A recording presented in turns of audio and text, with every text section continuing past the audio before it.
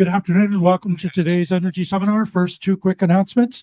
First, I'd like to introduce Alini Schechter, who's the CA for the course, who was not able to be here last week. And then right here, I'd like to introduce many of you know her, Holmes Hummel, who was actually, I think, the first person who recommended that we recruit today's speaker, first of many. So thank you, Holmes, once again. And now to introduce our speaker today, I'd like to introduce Professor Rodolfo Durzo, who is actually with us at Stanford and somewhat of a global icon, I would say, in my humble opinion, in environmental justice. So he is kind of the man on environmental justice worldwide.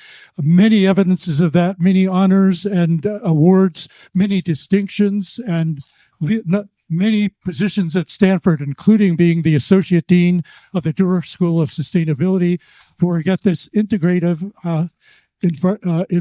initiatives in environmental justice. I got it all right.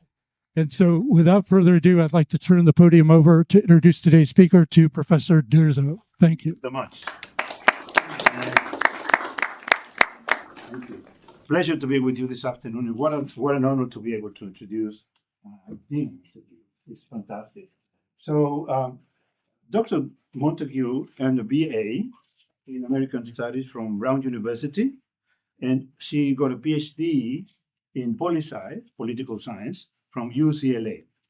She has been a postdoctoral scholar at Duke University, and she has been a lecturer also at UC Santa Barbara. She started her career really, really very young, even before her PhD, because she was a research associate at WPI. WPI is a World Policy Institute. If you have a chance, have a look at the website of that institution. It's fascinating. But in short, this is a center for global policy analysis regarding a bunch of issues that look at sort of the human and social dimensions related to environmental issues such as climate change, including things such as technology, economic development, human rights, and a bunch of other things. Within that institute, Dena has been concerned in analyzing questions or addressing issues relevant to the impact of extractive sector management on democracy, development, and human rights in Africa. And it's critical that I mention Africa because Dr. Montague has done research in several African countries, including Ghana, Nigeria, the Niger, the DRC, Burkina Faso, and also she has spent a significant amount of time in France, not an African country, but close to Africa, in France as well. She, I think that is one of the most visible things that I know about Dena is that she was one of the founders and is being the executive director of ÉnergieRich. This is really, I really recommend you have a chance to look at this on the website of ÉnergieRich. It's a fascinating institution. In short, this is an institution that works with underserved communities with the goal of inspiring and supporting local STEM innovators, STEM, science, technology, engineering, math innovators in those communities. If you look at the website, you will see a number of incredible, fascinating examples. But let me mention one of those, which is the production of locally assembled gadgets and tools and materials such as solar panels. And they produce solar panels at a lower cost than imported manufactured goods. The intention here is that the production of economically viable and socio-cultural appropriate technology produced by local populations will actually provide inspiration regarding economic, educational, technological, and health benefits for the local communities, for these local communities. Her work with ÉnergieRich has developed multiple partnerships, and if you look at the website again, you will see how many of those are. But I want to mention specifically two local universities. One is the Ashesi University, and the other one is the Tamale Technical University. With these partnerships, they have done a bunch of things. For example, they have developed additional elements to improve the quality of the panels. They have developed a sensor to assess the effectiveness and monitor the effectiveness of the panels via a dashboard, which was built with Ashesi University and Stanford University students and alumni. So very many important connections within and across countries. Dena's work with ÉnergieRich also includes capacity building, which is a fundamental aspect in doing community work, In this case, I want to mention, including the case of K through 12 persons, K to 12 youth, about the fundamentals of coding, robotics, clear energy transition, and they do these things. And I recommend for you to have a look at the innovation workshops, which are really fantastic ways of seeing how these activities are done in these interactions. Also, I want to mention Dena's participation in partnerships in Ghana to bridge art and engineering. And this is really fascinating. The idea here is to inspire local innovation in multiple ways, including the production of durable green products that enhance indigenous traditions, pay attention to local traditional knowledge and indigenous traditions, generate creative ways to reuse the reuse of waste, and foment a cultural and artistic approach to reform and imagine new tools to mitigate the impacts of climate change. By the way, if you look at the website, you will see that this partnership includes the famous artist Ibrahim Mahama, and there's some beautiful representation of the artwork that they do. I want to mention also that a couple of years ago, more or less, when the Earth Systems program wanted to recruit a lecturer in environmental justice, they brought a number of fantastic people and for the site visits.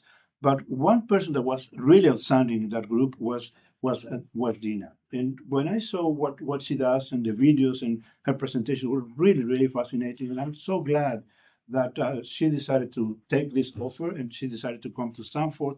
This is a tremendous benefit for us. As you know, Dena is a lecturer in environmental justice with the Earth System program at Stanford. We're so lucky to have her here. And her research is on energy justice through decentralized production, the impacts of global north clean energy transition on climate and environmental justice in the global south, and really a topic which is really very close to my heart, which is environmental data justice and environmental justice in general.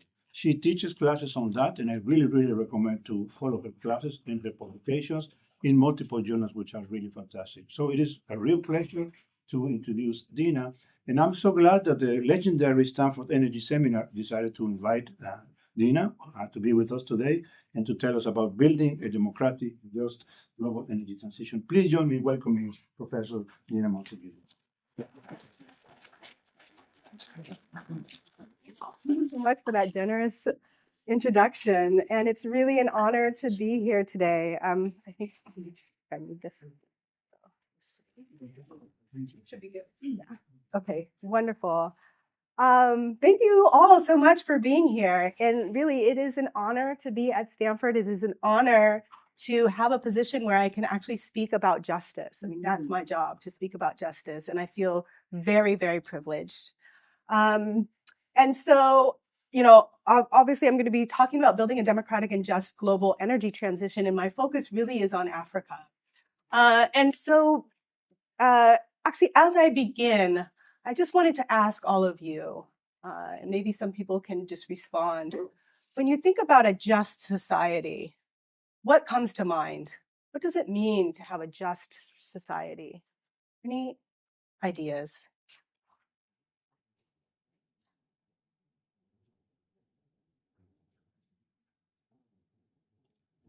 Yes. Everyone is treated fairly. Everyone is treated fairly. Yes. Any other ideas? Access to amenities and basic facilities to live. Access to basic amenities and facilities to live. Yes. Good. Any other ideas? Yes. Equal opportunity. Equal opportunity. Wonderful. Yeah. Yes. Recognition of diversity. Recognition of diversity. Excellent.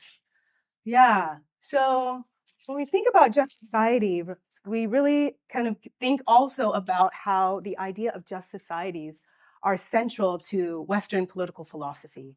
The ideas of even a rules-based global order. Ideas, as you all have shared, rooted in fairness and democratic norms and the rule of law. And so really I want to contemplate, how do we think about the ideas of justice and how they intersect with energy and energy systems? And so we all have really deep relationships with energy. And so, but we have to think about how people experience these energy relationships in starkly different ways. And so we can think about energy systems really as defined as the entire kind of energy chain, right? From mining to conversion to production to transmission to distribution to energy consumption and waste.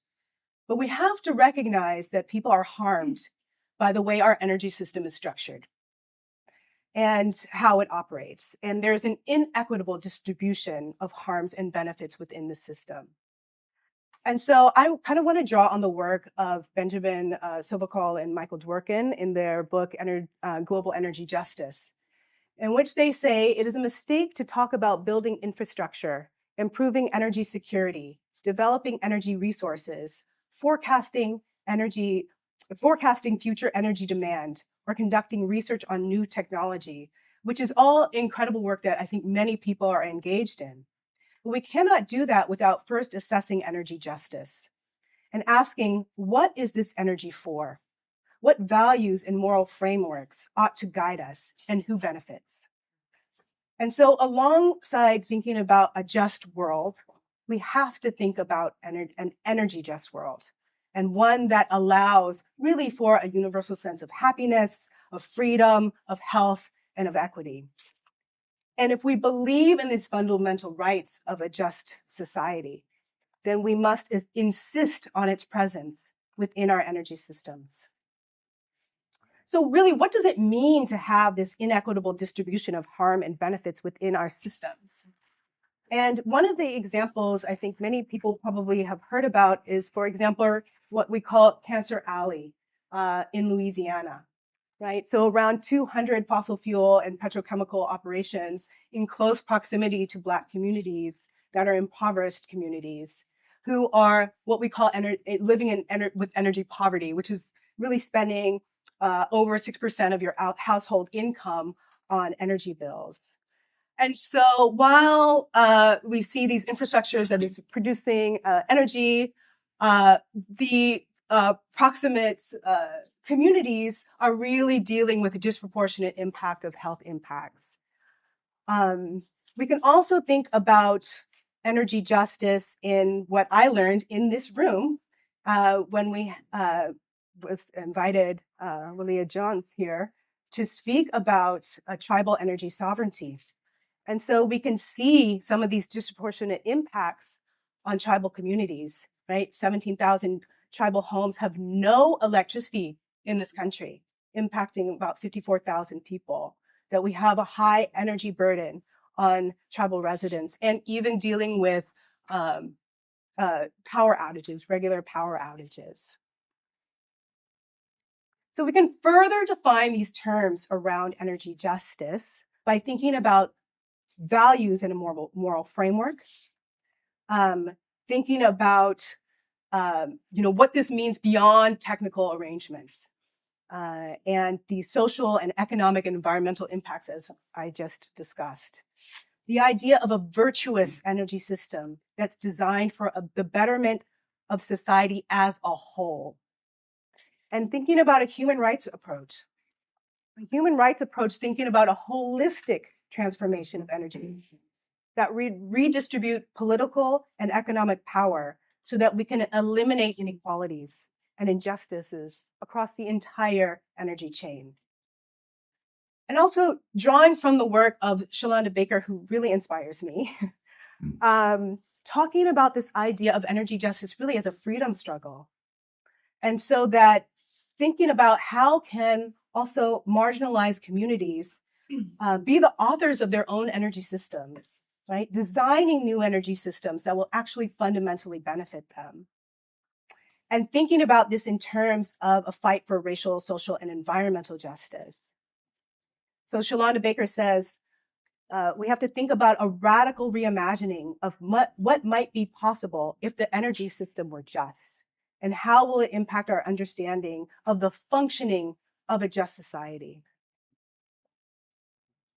We can also think about energy justice in terms of what often is associated with environmental justice. So procedural justice, how decisions are made, who's at the table, how strong is their voice. Distributive justice, how benefits and burdens are distributed, right? Recognitional justice, the extent to which energy projects recognize values, rights, and social arrangements of communities. And also, something that really I think I'm very interested in is the idea of energy histories. Right? How do we think about the historical production of inequalities that have led us to this challenge of dealing with energy justice and energy injustices? And so I want to actually, think about like if we're thinking about upholding these democratic norms, it really should be reflected in our energy values and systems. And so, how do we transform, right, our energy system into a more just system? And if we look at this map, right, we see that where we have the biggest energy challenges are on the continent of Africa. And so Africa is home to nearly 18% of the world's population, but less than 6% of the global energy use. And we see that actually the lack of electricity and energy access is not going in the right direction. So according to the International Energy Agency, there were 4% more people living without electricity in 2021 than in 2019. And we're also seeing the fastest growing population on the continent. So we have to think about these also issues, the link between energy justice and climate justice. So Africa has produced about 3% of the world's global cumulative CO2 emissions, but is suffering the burden of climate change and climate disasters. At the same time, sub-Saharan African and African resources are critical to our energy transition. So 40% of minerals needed for the energy transition are found in Africa. And in some African countries, 90% of their exports are raw materials, mineral resources, and fossil fuels. And these are not being used oftentimes for domestic consumption, but for the benefit of the global north. So when we think about climate justice, the transformation from a fossil fuel-based economy to a regenerative economy that ensures thriving communities. And so we have to think about how do we ensure that there is energy justice happening on the continent. One of the biggest challenges to energy justice may be the global structures that are directing financing and decisions made about energy projects, in part rooted in historical inequalities. So one thing I found interesting is that this year's Nobel laureates in economics studied the impact of colonialism's lasting impact on economic inequality. And so using data from settler mortality, they analyzed the development of institutions in colonies. And they found that settler mortality weakened the establishment of institutions. So what happened, and this is what essentially occurred in Africa, is that you have the construction of extractive institutions rather than inclusive institutions in colonies. And so these extractive institutions persisted after decolonization, and in fact have persisted into the present. And in their work, they show that they actually give the example of Democratic Republic of Congo as the most extreme case of extraction. Also, they're not arguing that contemporary institutions were predetermined by colonial policy and therefore will remain locked into these extractive conditions. It is possible for institutions to be improved, but extractive institutions have persisted and the effects have lasted. So I'm arguing that the global financial institution structure often acts as a hindrance to improvement towards inclusive institutions, particularly when it comes to climate and energy policy. And as a hindrance to energy justice, community voice is marginalized from the global energy policy decisions and simultaneously from state planning. So therefore, the global financial institutions and private capital inhibit rather than encourage democratic processes, and justice focused on decision-making and energy. There's often a failure to recognize the legacies of extractive institutions within global governing systems. And therefore, there's a failure to acknowledge the hierarchical relationships that exist and work toward remedying these relationships. So a scholar that I really am inspired by is Okereke, a Nigerian scholar who does work on global environmental governance. And he says, in an institutional setting characterized by immense asymmetry in economic, political, and technological capabilities, it is ever so easy for institutions to become mere instruments of domination and oppression in the hands of the more powerful, while on the surface creating an impression that they are functioning for mutual benefit for all. And this is oftentimes the problem with our global financial institutions. And so what we tend to see is that institutional settings in which energy investment is determined for Africa reinforces inequalities and undermines and weakens opportunities for energy justice-based community practices. So within this framework, how do we think about establishing energy justice in Africa? So when we think about renewable energy, Africa actually has the most abundant solar resources in the world. It's home to 60% of the best solar resources globally, but only 1% of installed solar PV capacity. And according to the IEA, which developed a sustainable Africa scenario, they see the possibility of universal access to modern energy services by 2030 if solar is deployed, right? Solar is key to building Africa's new energy economy. And solar would account for most of the generating capacity as it is. So what are some challenges to this vision? One is thinking about energy investment, right? So energy, the form of energy investment right now really is a reflection of the findings of the Nobel laureates. Right? There is an outside focus or a disproportionate focus on the extractive sectors that helps to entrench low economic growth. So Africa's installed renewable energy capacity has actually doubled in the last decade. And in 2023, Africa actually had the highest level of renewable energy investment ever, about $15 billion. But these investments are concentrated in 3 countries that are experiencing higher levels of connectivity than the rest of the continent: South Africa, Morocco, and Egypt. And so only a few African markets are really driving renewable energy capacity additions. And according to the IEA, bringing access to modern energy for all Africans calls for investment of about $25 billion a year. And they calculate that's the sum equivalent of a cost of building just one LNG terminal. So we see this low level of investment.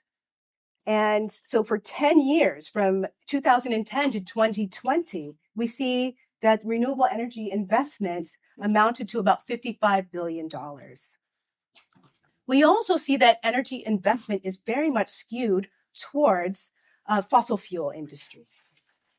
And so we see that 60% of public finance investment in fossil fuels versus 18% of public finance investment for renewables. And so we also see that there are also challenges to the grid, right? So why are folks saying like we can't invest in renewable energy projects? And a lot of this is around this concern about the high capital cost of investing in clean energy projects on the continent. And that oftentimes countries really lack the tools to even monitor the condition of their grids. They're experiencing high levels of blackouts. And so also the idea that it would take maybe several decades to improve energy infrastructure in Africa. So there's a high investment risk. But at the same time, massive investment in Africa's grid is critical for improving the system's reliability. And large investments in fossil fuels actually undermine the capacity of African states to invest in energy infrastructure. So we have an outsized investment in fossil fuels, which really legitimizes, again, the extractive institutions as described by the Nobel laureates, and large fossil fuel investments that provide support for rentier states, that are creating further distance between state and civil society, and increased difficulty for civil society to hold states accountable for energy challenges and low levels of connectivity. So we see also a higher likelihood of government corruption within this framework. And so really kind of returning to the idea of energy justice, within this current investment pattern, we see clear and equitable distribution of harm and benefit within this system. Harm of the environment, climate, state-society relations, harm in terms of access to energy, and particularly clean energy generation. We also see how this embedded inequality within global systems. So we see a net financial flows from actually the global south to the global north. So based on data from the World Bank and the OECD, we see that the global south has paid tens of billions of dollars more in debt repayments than they received in new lending from official development assistance. African countries are paying more to service their debt than they receive in external funding. And interest payments on debt have become one of the largest expenditure for their national budgets. Also, African borrowing rates are pegged at 8 times higher than EU countries. And debt restructuring often is tied to mandated increases in energy costs and also reduction of energy subsidies. So we also see a lack of procedural justice within financial institutions. The IMF and the World Bank are making limited efforts to really expand roles for African in governance. But African countries are arguably the most engaged with the IMF, yet 46 countries in sub-Saharan Africa are represented by 3 executive directors in the IMF governance. There are no sub-Saharan African members of the IEA because you have to be a member of the OECD to be a member of the IEA. And in the World Bank's governing board and shareholders, Africa has 3 shareholders, and those 3 shareholders are making decisions for the entire continent. So when we think about, investment, political environments as they currently function, they're really entrenching inequalities and undermine opportunities for just energy systems. But at the same time, there's a thriving youth-led civil society happening on the continent. So the median age of Africans today is 19 years old. And there are organizations across the continent, from Pan-African Climate Justice Alliance, Don't Gas Africa, Basanja Coalition, African Climate Foundations, Africans Rising for Peace, Justice, and Dignity, and on and on. Civil society is actively engaging and demanding a new paradigm, but they are marginalized by these processes that I have described from these spaces of power. And they are speaking in one voice around these issues of no fossil fuels, center communities, and expand clean energy and energy justice. So I want to just very briefly just give kind of 2 examples of kind of trends that we see along in the continent, one in Namibia and one in the DRC, which I think people are more familiar with. But if we think about Namibia is kind of actually dealing with this issue of what we call hydrogen justice. So there's a massive green hydrogen project that's been cited for Namibia. And this is actually fits very much into the German national hydrogen strategy, Namibia being a former German colony. And so Germany needs this kind of green hydrogen within their proposed project to really decarbonize their hard to abate sectors like, with steel and shipping. And their net zero plans really depend on green hydrogen. But green hydrogen requires a lot of land, right, for your solar and for your wind power. And so they've been looking to Namibia, and there's what is called the Hyphen Hydrogen Energy Project, which is about $11 to $12 billion project, which is actually $12 billion is about equivalent to the GDP of Namibia itself. And so the Green Hydrogen Project is looking at around 300,000 tons of green hydrogen per year for export to Germany. But there are all sorts of ethics that we have to kind of consider when we're thinking about this green hydrogen project. This is in a country that is dealing with a lot of issues around land reform, right? Because about 70% of the land is actually owned by a small amount of white settlers. And also, also dealing with issues around procedural justice. The voices of community have not been integrated into these plans. And we can think about, there's a really interesting article, if you would like to read on hydrogen justice, that says there's a huge gap between technological euphoria and the potential of socio-ecological consequences of large-scale hydrogen production. These are cited on lands that are ecologically sensitive. And when we think about the idea of restorative justice, right, to what extent may hydrogen economies deepen historical injustices and dependencies linked to colonialism? And so you have this burden of the ecological damage on the side of the Namibians and not on the side of the Germans. And we already have seen fossil fuel projects that have been threatening protected lands in Namibia and undermining really successful community conservation models by indigenous Namibians. And also to think that only 56% of the population in Namibia has even access to energy.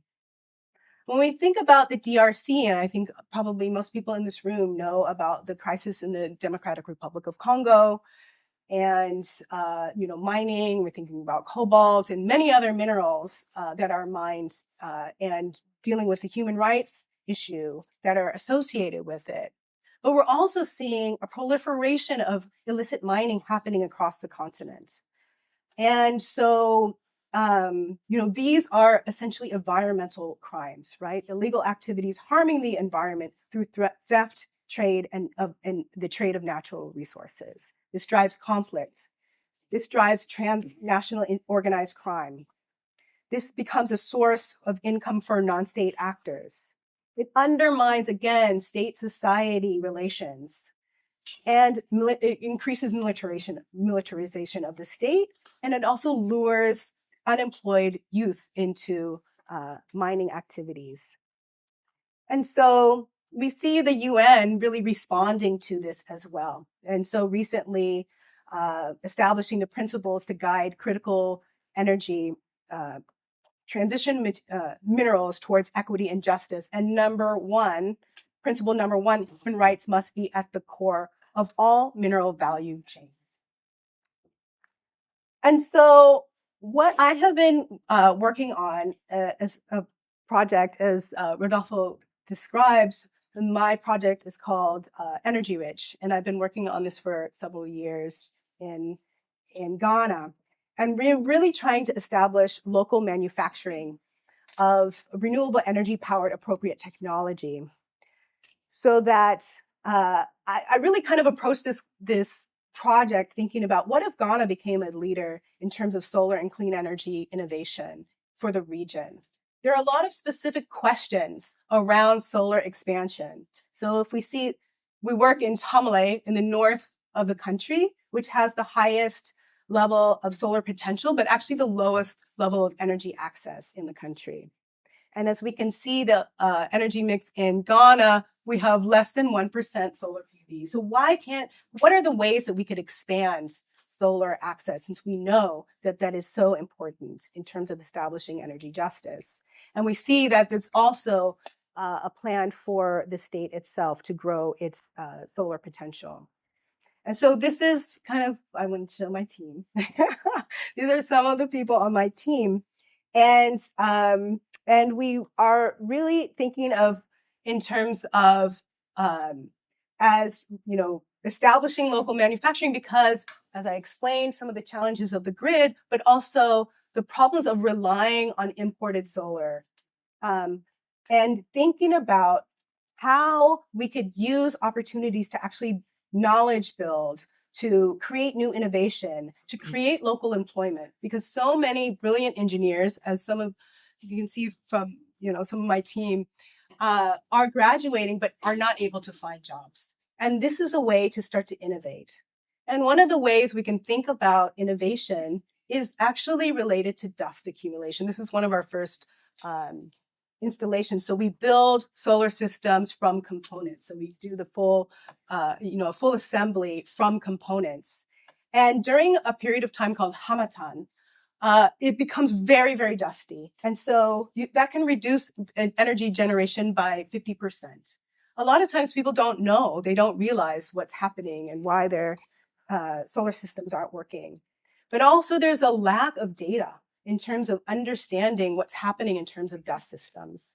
And so some of my team actually just published this article that's talking about building a ground-based soiling measurements for West Africa.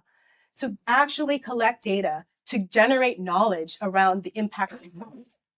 And so building these solar dust systems, soiling, so we can actually collect data and actually thinking about building networks of these systems so that we can collect viable data on dust.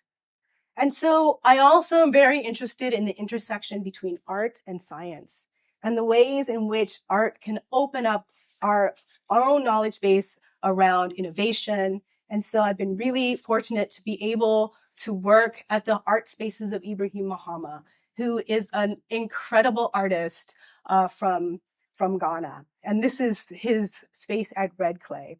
This is an aerial view of Red Clay. And so why did I think that, want to actually collaborate with Ibrahim is because so much of Ibrahim's philosophy around art is really integral to our own philosophy around science. And so he thinks about his studio as an open process where the public is engaged. And in this picture, you can't see, but it is a place where the community comes out. I mean, it's full of people all the time. It's free and open to everybody. He shows his art. It's an opportunity to see African art within the space. There's a deep connectivity to community. The work belongs to the community. This idea of new ways of looking at the world, about thinking about new labor practices, producing new narratives, producing new ecosystems in ways that are democratic and inclusive.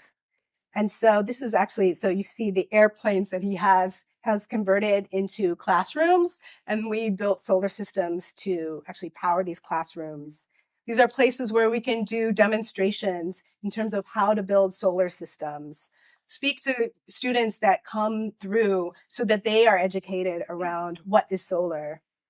Again, showing I'm going to wrap up really soon, but what I like about this picture is his t-shirt says "Stop War," and we see a way in which energy and building up energy just systems actually can stop conflict. A way in which we can demonstrate and do coding in a public space, or build our sensor systems within a public space, within art that actually speaks to, again, the idea of reconstructing and new ways of thinking about labor and production. This is a demonstration that we did last summer, taking recycled batteries from Agubashi, which is the largest e-waste dump in the world, and taking them and actually building battery banks that we can use with our systems. So how do we think about the circular economy, decentralizing solar access, and actually building new systems like portable solar generators, as well as bringing in an educational component where we also teach students how to code, thinking about how you can use resources locally to deal with some of the biggest challenges. And so this is an idea of reimagining what might be possible when the energy system is just. So thank you.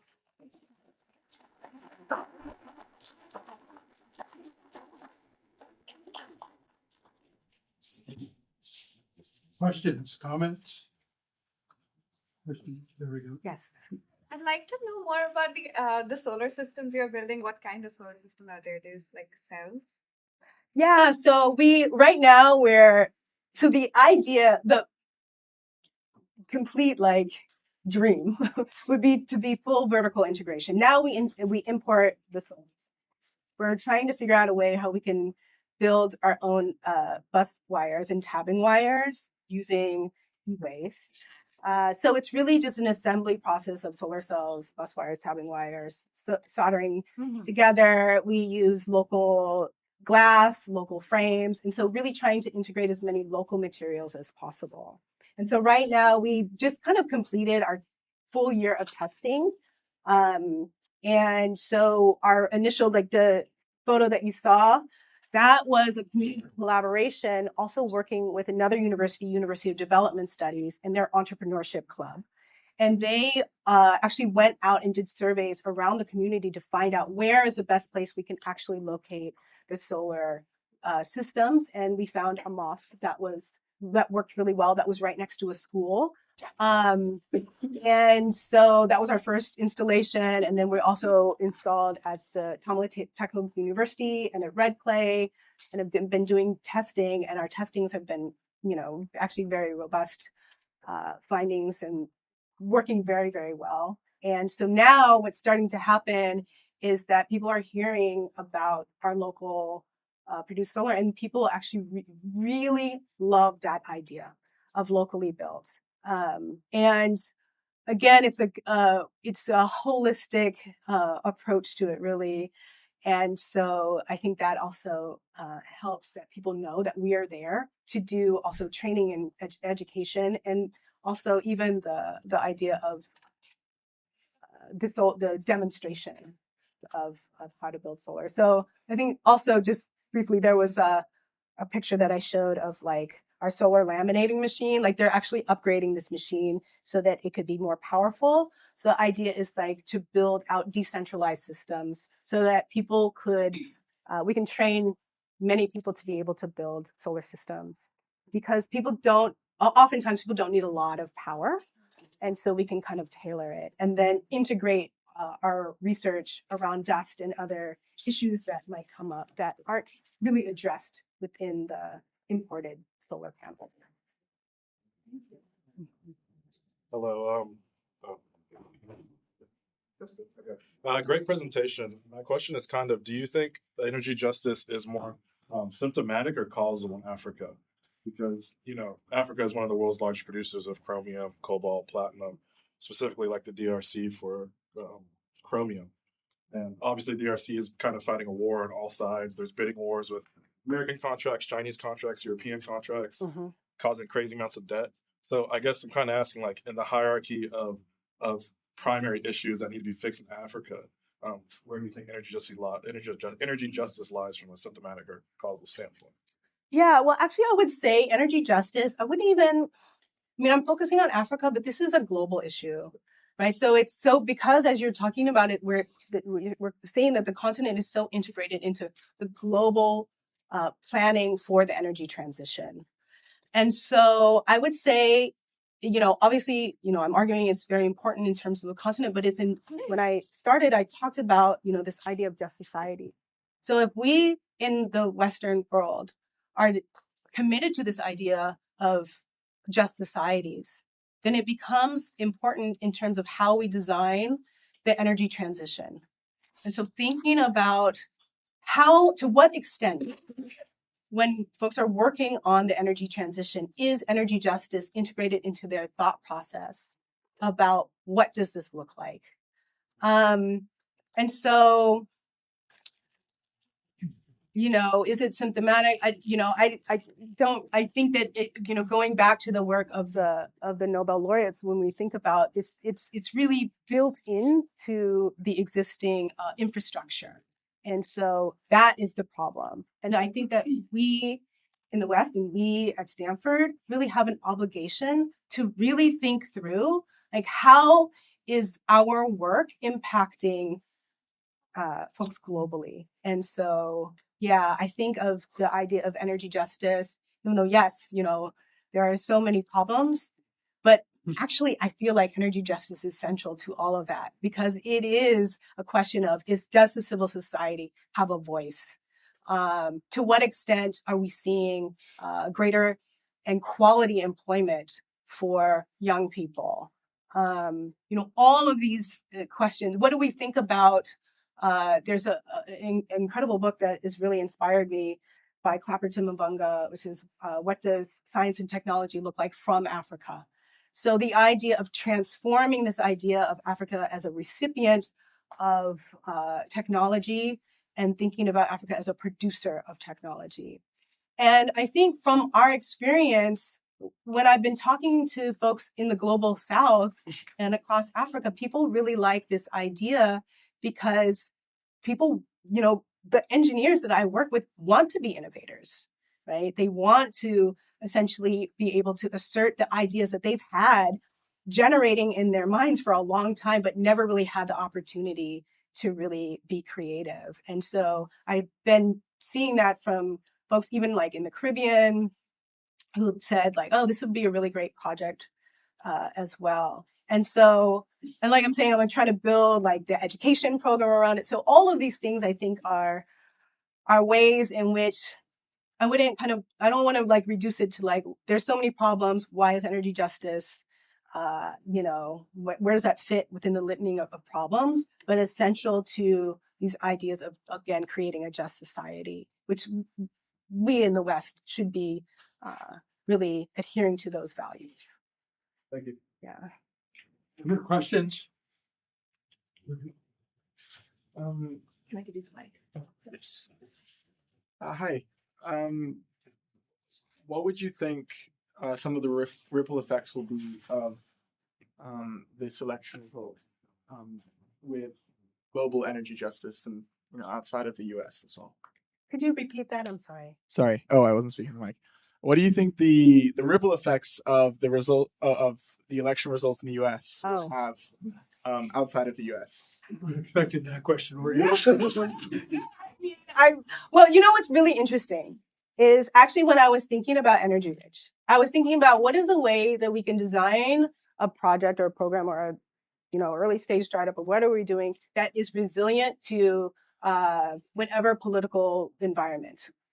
So no matter what government is involved or is in power, like how do we continue this work regardless? Because one of the things that is a challenge is that, there are policies that are proposed, but there's no really robust way to really implement policies and there's all sorts of problems. So I think that energy justice, right? The ideas around energy justice and decentralization in particular really can exist within, challenging political environments because it's not necessarily reliant on whatever way U.S. foreign policy is positioned vis-a-vis Africa. It's not reliant on whether or not, like as I explained, all of the challenges in terms of the investment environment. It's not, that investment environment, I don't see anything necessarily changing under a new administration. It's certainly not going to be dedicated to supporting community-based solutions. And so how do we build a robust system that can grow, that is resilient to these political trends? And that was something that I actually really thought a lot about. Because if we are, and this is, going back to the challenges of expanding the grid access, I mean, it really depends on a political environment. It really depends on an investment environment. It really depends on levels of corruption. But what I'm hoping to establish in my modest efforts for energy justice in Ghana is something that can survive all of that and is thinking in terms of, the longue durée. Yeah. Okay, we have time for one more question. Do we have one? So just go without the mic?